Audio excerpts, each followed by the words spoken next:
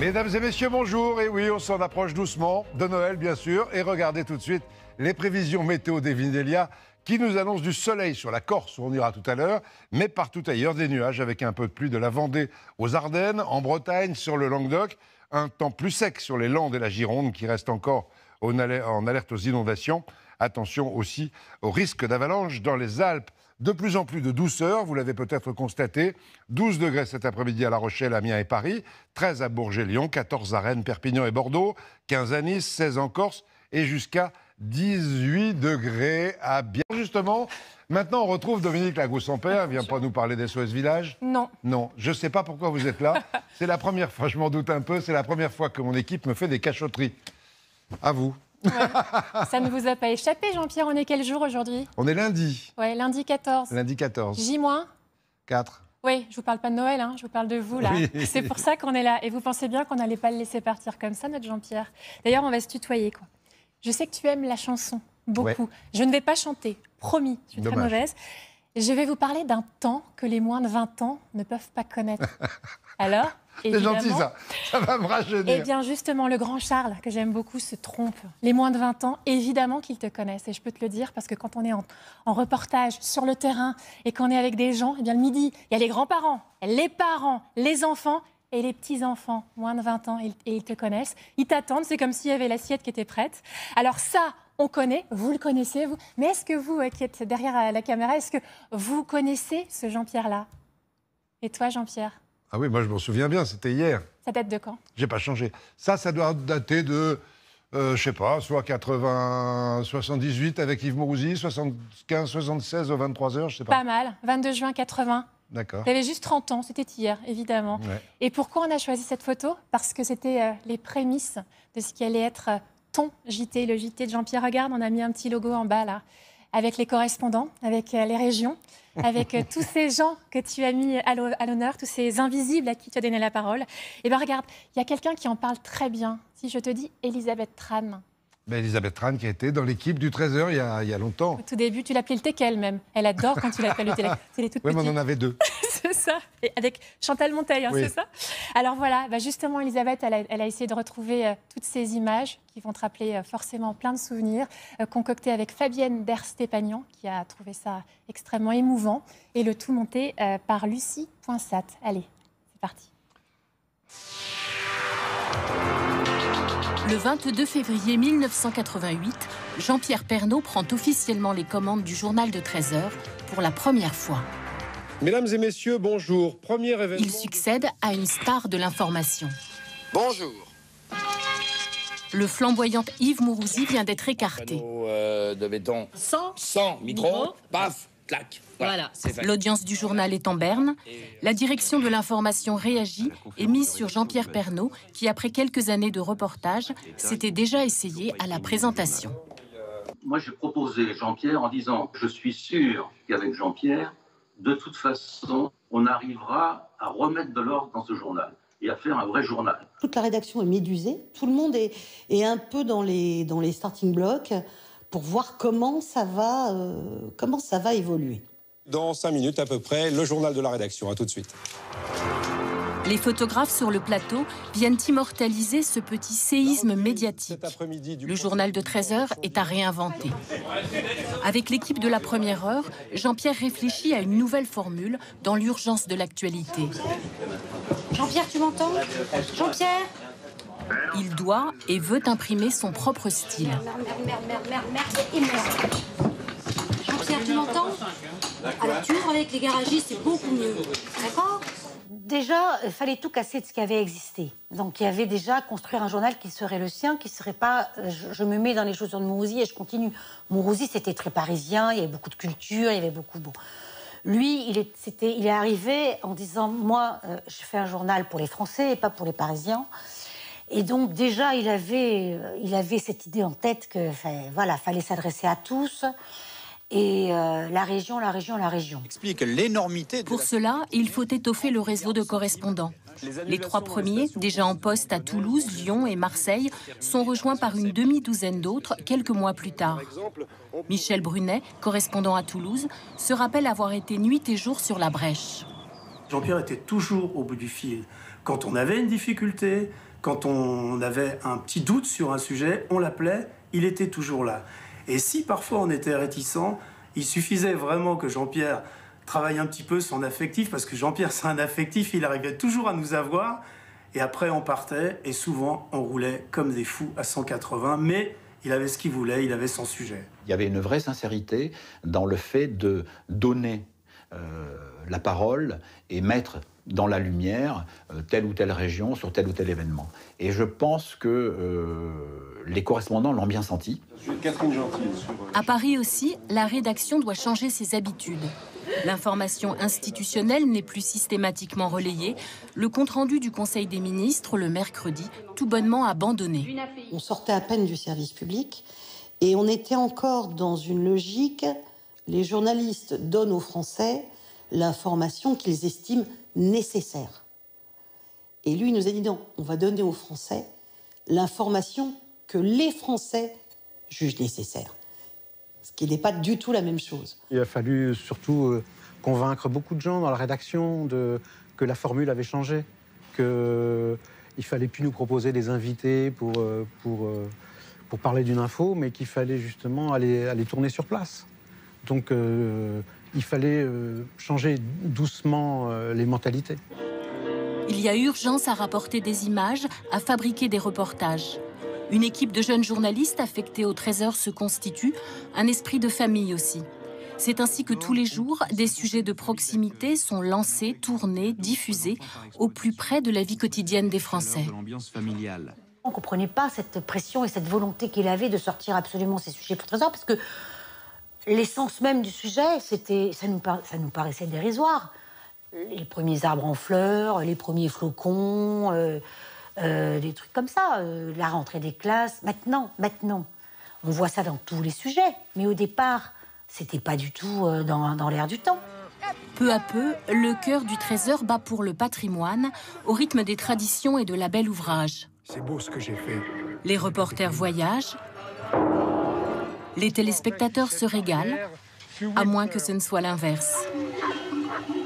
Au bout d'un an et demi à peu près, on a vu tous les grands reporters qui étaient très méprisants au départ dire « Vous savez, moi je suis pas contre de faire un petit Trésor, hein, si ça vous dépanne. » Ils avaient vraiment très très envie de le faire en fait. La rédaction est au 6e, le studio est au 3e, j'ai mis 4 ans entre le chemin, je le connais, faut un quart d'heure. Le journal est dans 10 minutes, j'y vais, hop.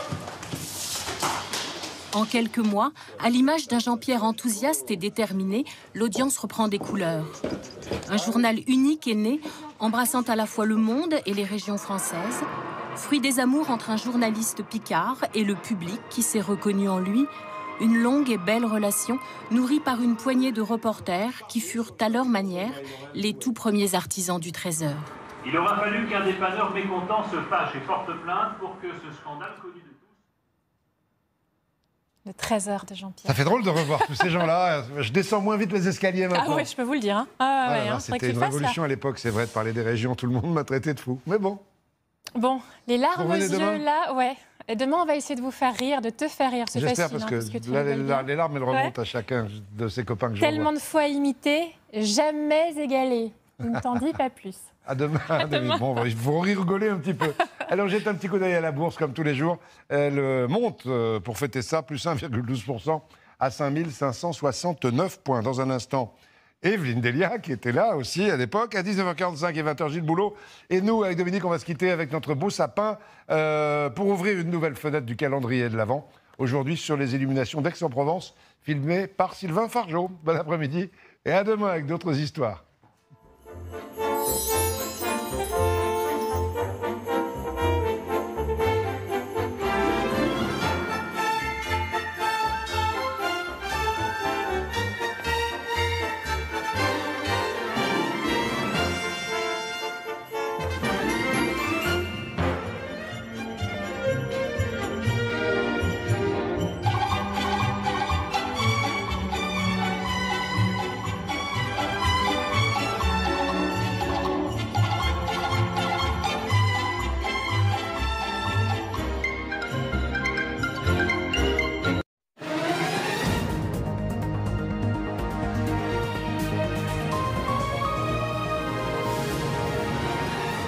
Mesdames et messieurs, bonjour. J-10 avant Noël.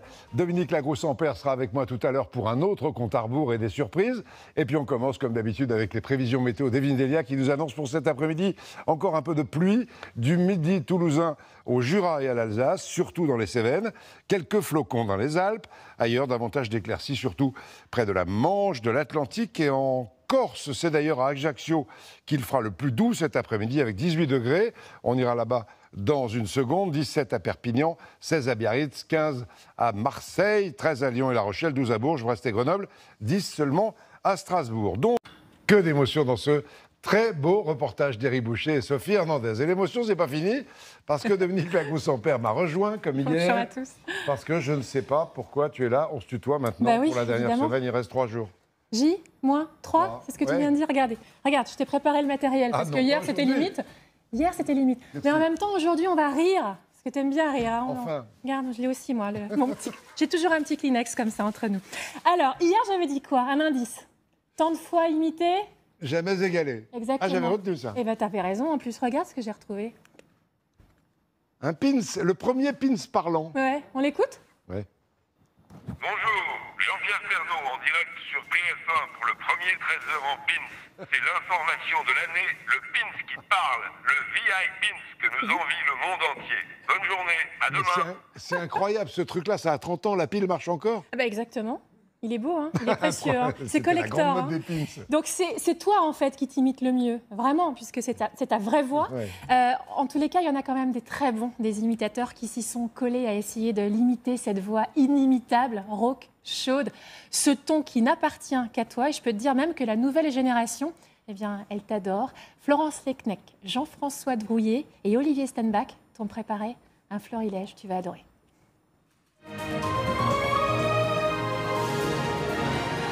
Mesdames et messieurs, bonjour. Et oui, on s'en approche doucement. Ça va être formidable.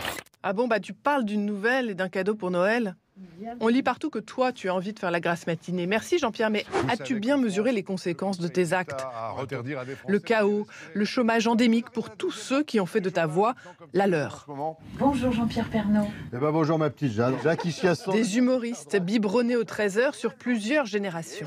Jean-Pierre va venir vous monter le je peux vous dire. C'est qui là? C'est qui me bipe en régie depuis tout à l'heure? Il n'y a personne qui bipe Jean-Pierre. Et regarde cette humeur qui se dégrade partout. Ultra maussade dans les couloirs de RTL à l'heure où Laurent Gérard réunit ses auteurs. Parce qu'ici, bien sûr, tu es l'indéboulonnable des matinales. Direction Lens-le-Bourg, en Savoie, à la rencontre de Jojo, un passionné de Noël qui organise, comme chaque année, une crèche vivante autour d'une bonne bouteille de Génépi, dans un Balthazar, bien sûr. Crèche dans laquelle il joue avec ses amis les rôles des rois murges. Je suis client de son journal télévisé, mais vraiment assidu. Je regarde parce que je fais des tournées, j'aime la France, et j'aime cette France-là, j'aime bien la France dont il parle. J'ai l'impression que c'est un copain de province, quoi, à qui on peut parler. Vous allez vous amuser avec. Un copain qui continue à nous parler de ses projets sur un ton guilleret. L'occasion pour moi, enfin, de visiter ces régions fantastiques que je n'ai jamais encore vues, puisque ça fait 40 ans que je suis coincé dans ce putain de studio en plein Paris. Mais à moi, désormais, la découverte de ces petits villages charmants que sont Chatouillon-les-Aisselles, Gratouilly sur les croûtes, mais aussi Tougrasse-les Deux Glavios, cette belle campagne dont je vous ai parlé depuis 30 ans dans mon JT de 13h qui va tant me manquer. Car oui, c'est sûr. C'est un très gros coup dur. Même si on sait bien que tu ne vas pas tout regretter. D'ailleurs, on s'est chargé d'éliminer cette indésirable marionnette des Guignols. Pourtant, mais as-tu une idée du nombre de communes qui vont se sentir orphelines? À Sailly-sur-la-Lys, dans le Pas-de-Calais, à Beaune, en Côte-d'Or, à Saint-Rémy-de-Provence, à Aubagne, dans les Bouches-du-Rhône, avec un nouvel exemple à Charnay-les-Mâcons, en Saône-et-Loire. Du jour au lendemain. Abandon de poste pour provoquer le désarroi de cette nouvelle génération qui s'était pourtant trouvé le bon créneau de démembrage de JT. Bonjour Laurent Wauquiez. On aura droit à tout cette année, les maillots de bain, les robes de soirée. Stranger Jean-Pierre. Bah oui, parce que c'est le bon sens. Une rubrique entière de l'émission Quotidien pour te rendre irremplaçable même dans le désordre. Autre spectacle en France, celui-là, les préparatifs d'une comédie musicale qui va démarrer.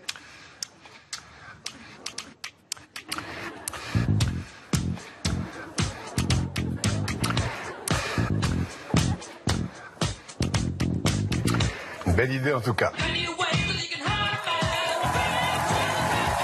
Dans ces JT, il va parler de l'actualité, de trucs très sérieux, que ce soit politique ou autre, et en même temps, 5 minutes après, il va nous parler d'un gars qui fait des poteries, je sais pas où. Donc le mélange des deux fait qu'on a tout de suite envie de mettre Laurent Wauquiez avec un sujet sur des châtaignes. Bref, on n'a pas fini d'en parler.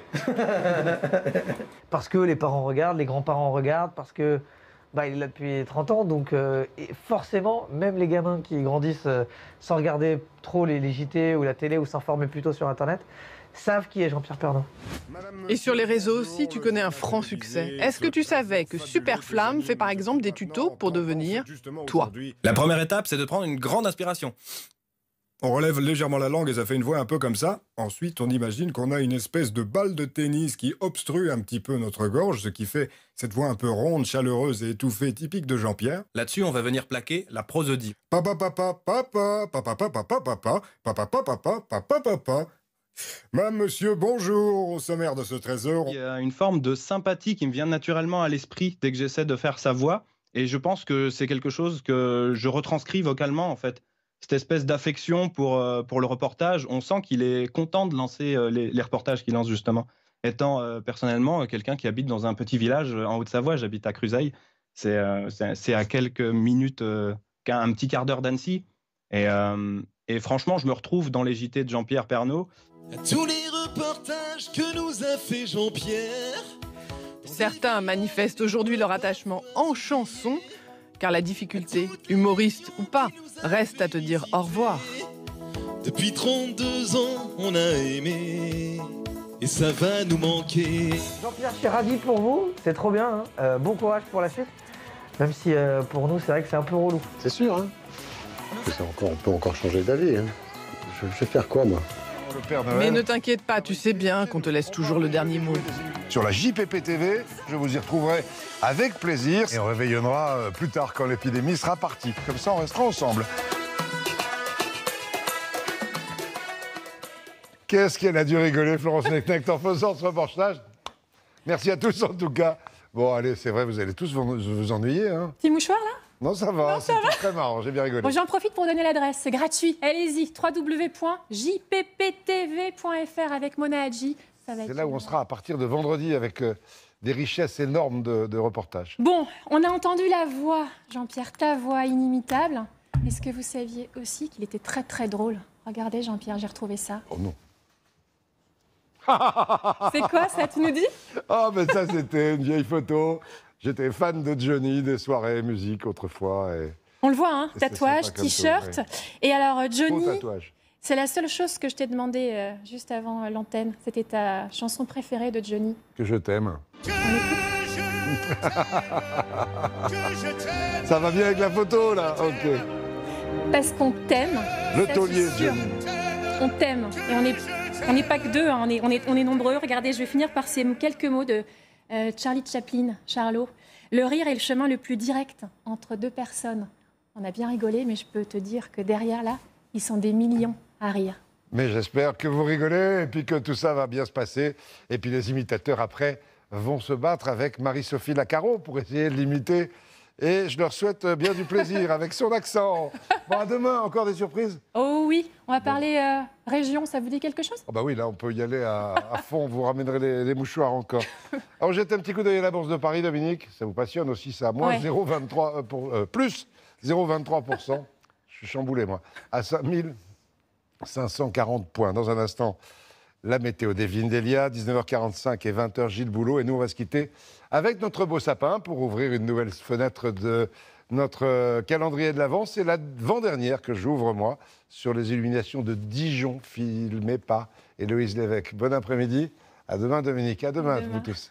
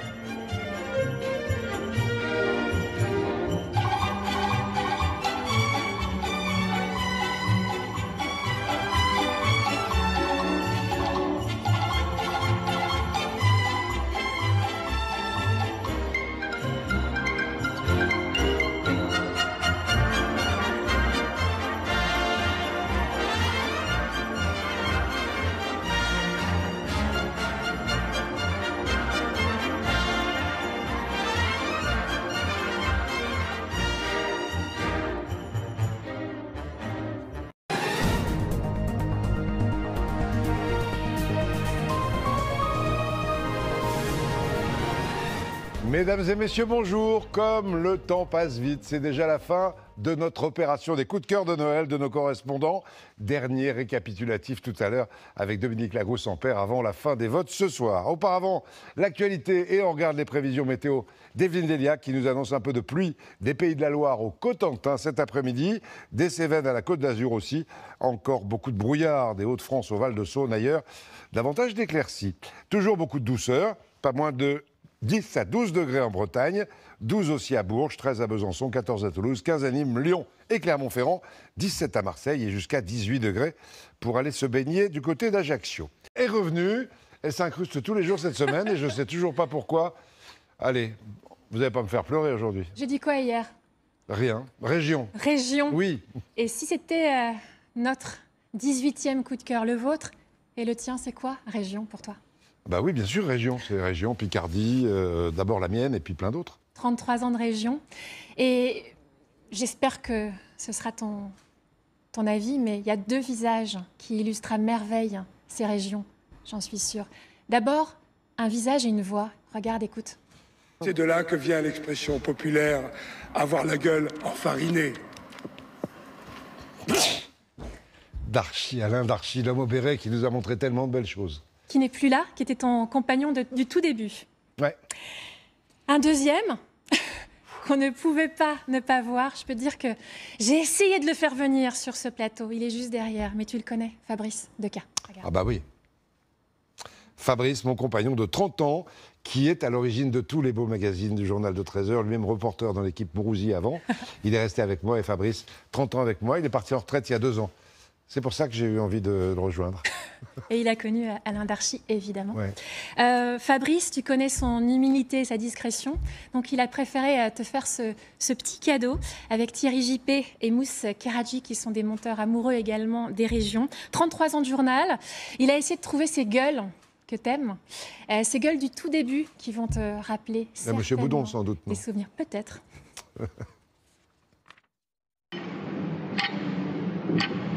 Il existe des lieux où le temps se fige. Regardez, écoutez bien ces bruits, ils viennent d'un autre âge, il ne vous manque que l'odeur. On avait beaucoup de gens qui venaient nous voir, vous comprenez. Ils apportaient leur grain pour le moudre. Et puis s'il y avait des filles qui ne savaient pas quoi faire par là, elles venaient me voir. C'est un métier qui est quand même très dur à apprendre, qui est très long. On utilise les mêmes méthodes qu'il y a 400-500 ans et que ça n'a pas évolué depuis. Moi, quand j'ai débuté, on commençait à 7 heures. Alors, quand vous alliez au voiture, il y a une pancarte à tourner pour pas qu'on se trouve ensemble. À bavacher. À bavacher, forcément. Ça veut dire quoi, bavacher? On parlait, on se mettait dans les voitures pour parler à trois. Discuter, oui. Aux démocrates de l'Aisne, ça sent toujours l'encre et le plomb. On a fait un essai de mettre une photo dans le journal, mais aussitôt, on a eu des réclamations. Le chant du violon vient d'abord du luthier, de sa main qui façonne, de son oreille qui équilibre l'instrument. Ah ben tiens, tu tombes bien, il y a un nœud là. Ah oui. Les sabots n'ont plus de secret pour Marcel. Alors pourquoi ont-ils cette pointe? Ah bah pourquoi? Pour que ça ressemble à un sabot, autrement ça ressemblerait quoi? Vous auriez quoi au pied? Un morceau de bois, quoi. On n'a jamais froid dans les sabots, le bois est chaud. Oui. De tout temps, les bigoudaines ont marqué leur époque. Certaines s'étaient rassemblées à Pont-l'Abbé en 1993. En général, on dit que les bigoudaines n'aiment pas trop se faire photographier. Ah ben là, on est obligé maintenant, puisque comme on est en voie de disparition, vous vous dites, n'est-ce pas? Alors, il faut se laisser quand même photographier. C'est en 1959 qu'un éminent scientifique révèle au monde l'existence du langage sifflé de ce curieux village. P ou pont.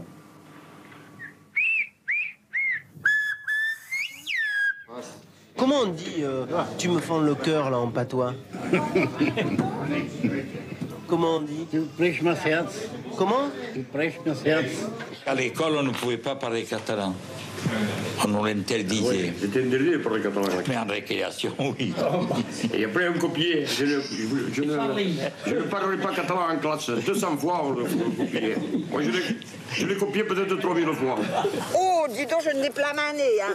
Nous, on mâche chaud avec des betteraves. Quand je dis par exemple un escalier en français, je m'imagine quelque chose de Louis XV, de sculpté au milieu du salon.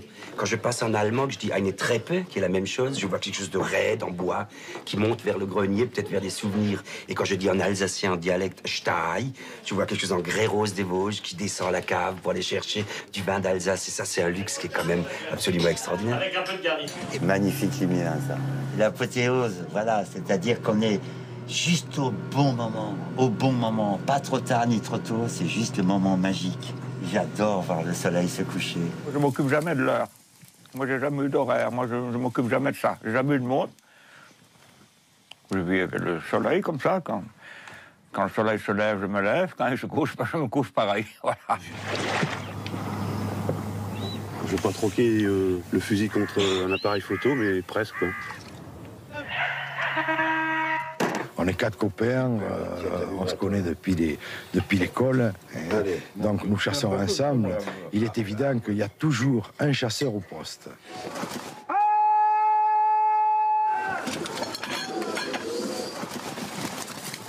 Et ma femme qui croit qu'on s'amuse. Un petit bout, alors. Je voulais goûter, moi. Le noir de Bigorre est un cochon marcheur. Il a la tronche des vieux paysans gascons, les oreilles rabattues sur les yeux, comme un béret vissé sur le crâne. Le béret, c'est mon identité. On peut le mettre, ce qu'on appelle en basque, chourout. On peut le mettre sur la cochère, à la gavroche, là, si vous voulez. Et on peut le mettre comme ça, à la mon foutiste, là. Si un jour vous portez le béret, sachez d'abord que ça ne rend pas chauve. Ça peut vous protéger des bosses, et si vous allez à l'étranger, on ne vous demande jamais d'où vous venez.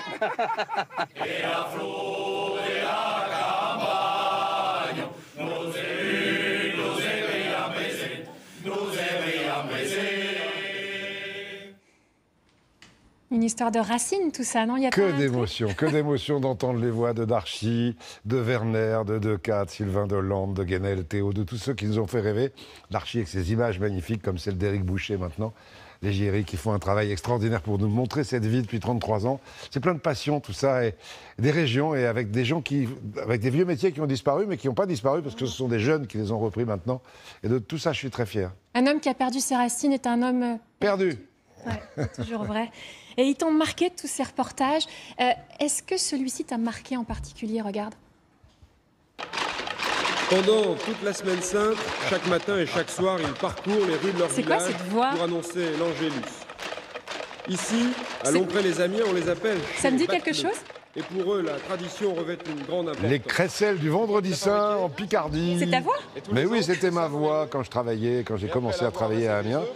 Les crécelles du Vendredi Saint, c'est pour ça que j'ennuie tous les ans l'équipe du journal de 13h le Vendredi Saint le matin dans le bureau au son de la crécelle. C'était hier, en 1973. C'est pas gentil de me rappeler tout ça. 23 ans, ORTF, Amiens, Picardie. Ouais. Maintenant, c'est une tradition de l'Est, hein, les crécelles. Ouais. Ben voilà, merci en tout cas à tous ces beaux caméramens que tu connais et qui ont immortalisé toutes ces images. Et un dernier petit mot aussi à Lionel Charpentier qui a repris le flambeau. Le flambeau de Fabrice Decatz pour nous assurer de beaux magazines aujourd'hui. Voilà. Bon, merci, c'était une belle surprise. Ça procure à tout le monde, je suis sûr, à vous aussi chez vous, plein d'émotions de revoir ces visages, ces images et d'entendre ces voix. Ouf, c'est dur. Bon, merci, à demain. À demain. Je vous rappelle que vendredi, moi je serai heureux de vous retrouver sur Internet, dans la JPP TV. C'est notre nouvelle plateforme numérique avec tout mon univers de ces beaux reportages qu'on aime sur les régions, leur patrimoine, leur richesse, actualité aussi avec mes coups de gueule, mes coups de cœur après les vacances. C'est gratuit, il faut s'inscrire en donnant son adresse mail à jpptv.fr. La Bourse de Paris, regardez un joli chiffre. 5555 points plus 0,46%. Dans un instant, Evelyne Delia, 19h45 et 20h, Gilles Boulot. Et nous, Dominique, on va tous se quitter avec notre beau sapin pour ouvrir mon avant-dernière fenêtre du calendrier de l'Avent dans ce journal. Aujourd'hui, sur les illuminations de Tours, filmées par l'ami Pascal Chély, qui fait aussi des images magnifiques, sur la Loire notamment. Encore merci à tous vos messages et immense merci pour votre fidélité. À demain.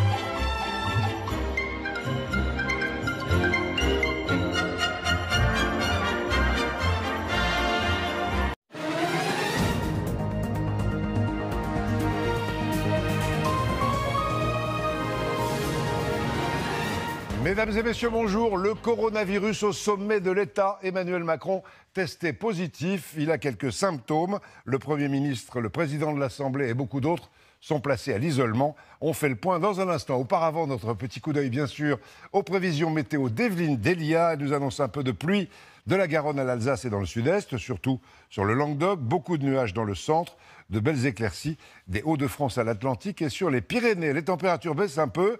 Elles restent douces quand même, jusqu'à 18 degrés à Ajaccio, 16 à Perpignan, 15 à Nice, 14 à Nantes et Bordeaux, 12 à Paris, Caen et Besançon, 11 à Reims et Nancy. Merveilleux spectacle, on en saura un peu plus demain puisque Sylvie Tellier et Jean-Pierre Foucault, comme tous les ans, seront en direct avec nous demain vendredi. À propos de vendredi, Dominique est revenue. Allez, comme tous les jours, les petites surprises pour ma dernière semaine. Les Pas Miss... méchante aujourd'hui, mais hein. non, je veux pas pleurer. Mais non, jamais. Je veux jamais pleurer. Les Miss, ça m'a fait penser à une petite chanson, une petite ritournelle. Et évidemment, et les femmes, vous les avez côtoyées, les plus belles femmes de France, toutes ces Miss. Il y en a une quinzaine qui sont passées, puis j'en ai une à la maison. Alors, exactement, la plus belle. Alors, on a vu les répétitions, mais tout ce que vous avez toujours voulu savoir, sans oser le demander, ce qu'elles pensent de vous, les Miss, eh bien, Charlotte Casanova leur a demandé. Eh oui, tu vas voir, hein. C'est pas mal. Où sont-elles? Elles arrivent. Où sont-elles? Ah, Miss Alsace, bonjour Miss Alsace. J'en ai une à la maison. Jean-Pierre Pernaut pour les Miss France, ça va manquer. Oui, je crois que dans l'esprit collectif des candidates, quand elles arrivent à Miss France, c'est un peu le point de départ de l'aventure. On va au JT de Jean-Pierre Pernaut, ça y est, Miss France commence. Moi, quand j'ai dit à ma famille que j'allais sur le plateau du JT, tout le monde m'a dit « Oh, mais c'est incroyable, c'est fou que les Miss fassent ça, c'est trop bien, on regarde tout le temps. » C'est vraiment iconique, Jean-Pierre Pernaut, il est dans notre salon tous les jours, donc c'est comme un membre de la famille. C'est vrai qu'on pourrait avoir un peu d'appréhension, mais en fait, il nous met vraiment de suite à l'aise. Et on perd cette appréhension, et puis on a un peu l'impression de retrouver un ami parce qu'il est quand même très, très cordial. Flora, racontez-nous votre année de Miss France. Une très, très belle année. C'est passé très vite. Jean-Pierre Pernaut, c'est notre parrain. Il est extrêmement bienveillant. Il a un regard très, très tendre sur les Miss. Oui, il fait partie aussi de la famille, je pense, Miss France. Si je vous dis Jean-Pierre Pernaut, vous me dites quoi? Ça vous inspire quoi? La France. Moi, la Picardie, parce qu'en plus, il est picard comme moi. Ouais, moi, je dirais la mise en valeur des régions et ça ressemble un petit peu à la manière dont on vit une année de Miss France. Enfin, je dis pas que c'est une Miss France. Miss France, ça lui va bien. Il a été marié à Miss France. Comment on fait pour choisir une Miss France parmi 33 si jolies filles? Non, me faites pas semblant, vous savez très bien, vous avez choisi la vôtre, alors vous savez très bien Elle a changé ma vie parce que, et beaucoup de gens le savent, j'ai rencontré mon prince charmant. Et ce prince charmant, c'est mon Jean-Pierre. Oh là là. Même Nathalie m'avait rien dit. J'espère bien. C'est très sympa, c'est des beaux souvenirs, c'est plein de choses qui se sont passées dans ce studio avec l'un de nos réalisateurs, Jean-Pierre Bouillet notamment, qui traînait d'ailleurs tout à l'heure ici. Et qui était toujours là quand il y avait les Miss France. Elles ne sont pas venues cette année, on était en duplex. Une petite colle, quelle est la première que tu as reçue sur ton plateau? Je ne sais plus. Regarde. Oui, je me remets tranquillement de mes émotions tout de même. Et puis chaque jour, je réalise cette part de rêve que... Quelle est la première personne que vous avez appelée après l'émission?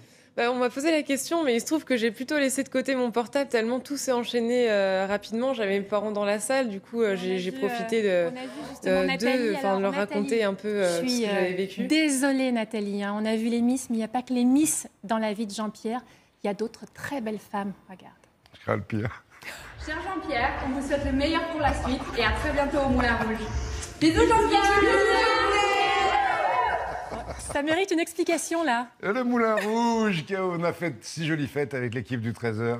Et avec toi? Mathilde, au milieu, qu'on a reçue sur ce plateau, justement, au cœur des régions. Et merci à Fanny d'avoir envoyé. Ça fait aussi partie des traditions du patrimoine, le Moulin Rouge. Et j'ai adoré parler d'eux, comme d'autres cabarets, comme le Royal Palace, notamment à Kirchwiller. Oui, toutes ces femmes et tous ces témoignages du patrimoine. Alors, il faut savoir qu'en 33 ans, il s'en est passé des choses. 10 ans de Miss France, ça, c'est pas mal. Des petits bonheurs, des petits malheurs, à la fois près de chez nous et puis très loin là-bas.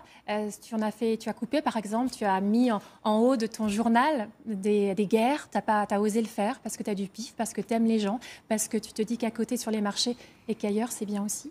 Oui, bien sûr. Puis il y a l'actualité, tout simplement. Ouais. Donc il faut le faire. 33 ans de journalisme sous la plume de Christine Chapelle. Eh bien, ça donne ça avec des archives de Cécile Marchand et de Lalia Kosseir. Tu vas voir, 33 ans.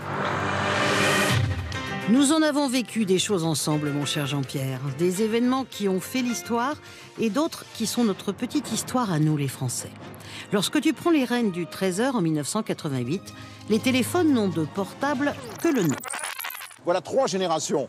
Première génération, celui-ci. Deuxième génération, actuellement, c'est celui-là. Et le troisième, qui commence à être un téléphone de poche, c'est pour l'année prochaine, c'est celui-là. Voilà, et on va équiper toute la rédaction de 13h pour pouvoir faire nos extérieurs du journal avec tout ce matériel.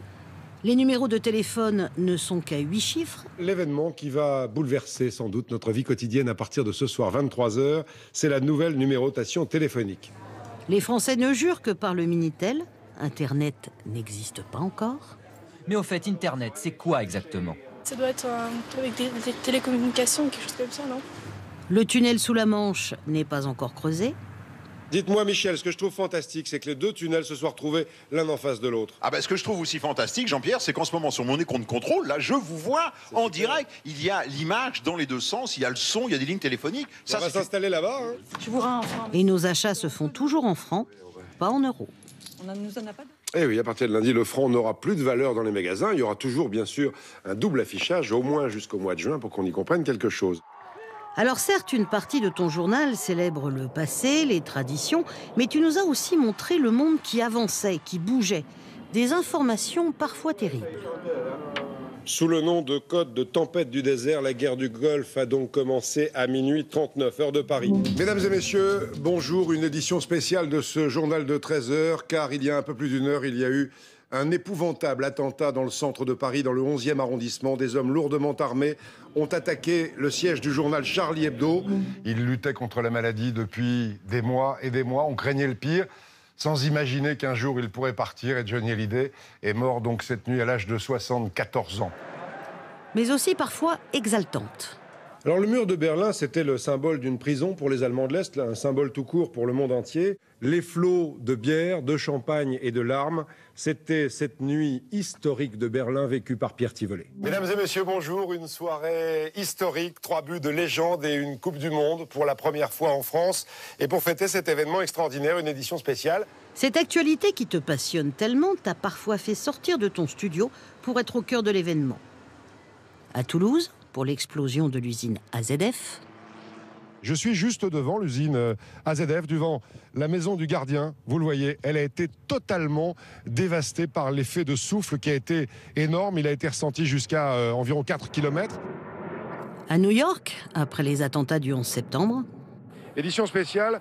Pour comprendre tout ce qui se passe ici, nous irons nous promener ensemble tout à l'heure dans les rues de Manhattan pour évoquer aussi la riposte que prépare l'Amérique, la croisade que veut lancer George Bush.